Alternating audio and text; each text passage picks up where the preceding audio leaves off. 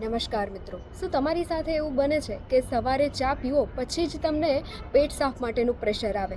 ત્યાં સિવાય જો ચા ના પીવો તો તમને પ્રેશર જ ક્રિએટ ના થાય? તો એ કેટલું યોગ્ય છે? આયુર્વેદ પ્રમાણે એવું કહેવામાં આવ્યું છે કે તમારું પ્રેશર તમારી ઊંઘને ઉઠાડે એક સારા સ્વાસ્થ્યની નિશાની છે. હવે એક પ્રેશર તમને ના ઉઠાડે સ્વાસ્થ્ય એટલું તો વાંધો નહીં, પણ જે તમને ચા પીવો પછી જ જે પ્રેશર આવે એ એક પ્રકારનું વ્યસન જેવું કામ કરે, જે તમારા સ્વાસ્થ્ય માટે બિલકુલ સારું નથી. તો તમારે શું કરવું જોઈએ કે સવારે ઉઠીને ગરમ પાણી પીવું જોઈએ.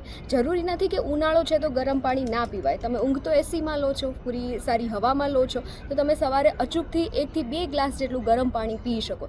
સાથે યોગનું એક આસન છે જેનું નામ છે વીરાસન. તો એ જે વીરાસન હું તમને અહીંયા ઇમેજ બતાવી દઈશ, એ તમારે કરવાનું. સાથે તમારા લવર એબ્ડોમેન પર ઘડિયાળની દિશામાં તમે મસાજ કરી શકો છો. અને ત્રીજી વસ્તુ કે હળવું આપના ટો પર વોકિંગ કરી શકો છો, આપણા અંગૂઠા પર વોકિંગ કરી શકો છો, જેનાથી તમને સારી રીતે પેટ સાફ માટે પ્રેશર આવશે અને સંતોષપૂર્વક તમારું પેટ સાફ થઈ જશે. Thank you.